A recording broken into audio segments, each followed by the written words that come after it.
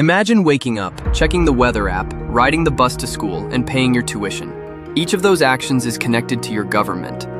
You may not see it, but politics surrounds your day-to-day life.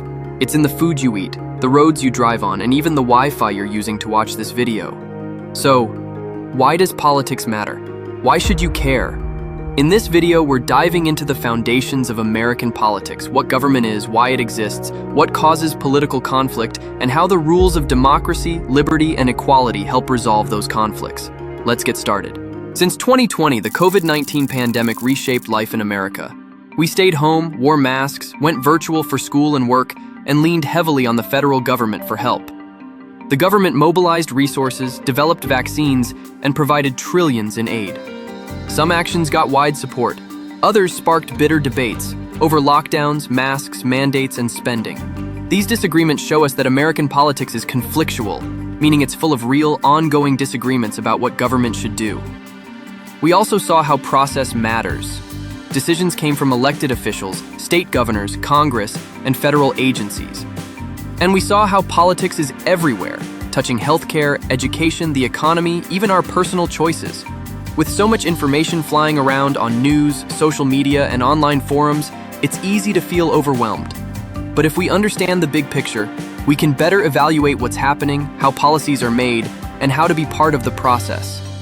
That's the goal of this course, and it starts right here with Chapter 1. Let's start with the basics. What is government? At its core, government is the system for making and enforcing decisions through the political process. Its two main jobs? Providing order and promoting the general welfare. As philosopher Thomas Hobbes argued, without government, life would be nasty, brutish, and short. That's why we need police, courts, and the military to protect domestic peace and defend against threats. This is the order part.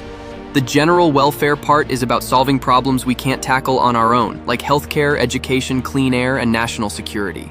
These are examples of public goods, benefits that everyone shares, like safe highways or public schools.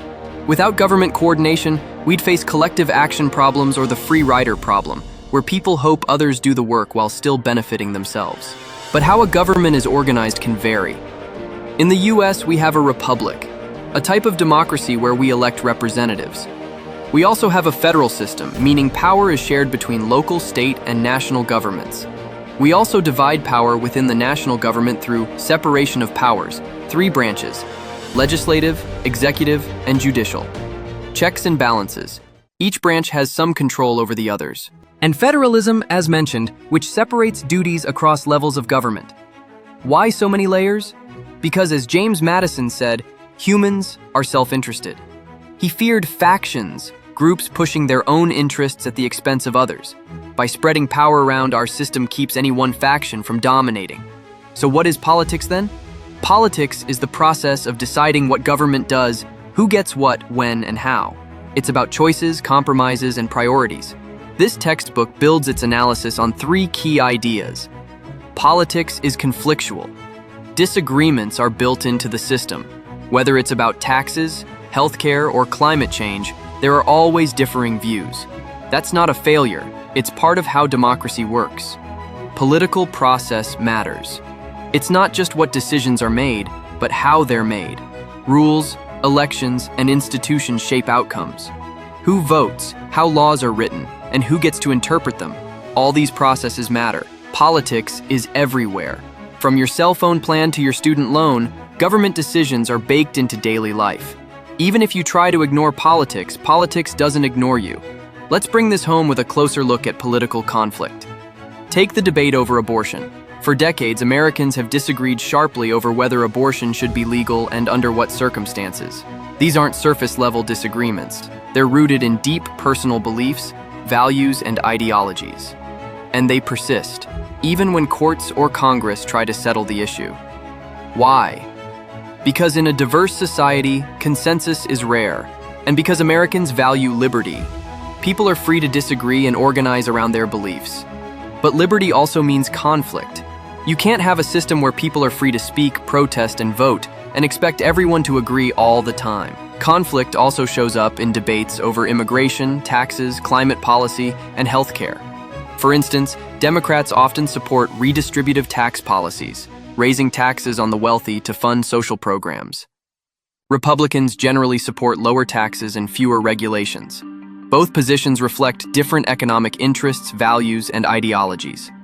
Cultural values are another battleground.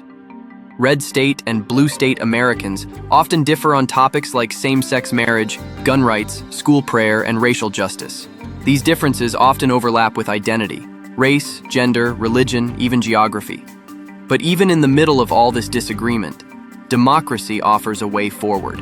Through elections, debate, and compromise, we find paths, however imperfect, to govern together. Liberty gives people the right to push for their views. Equality says everyone gets a vote and a voice.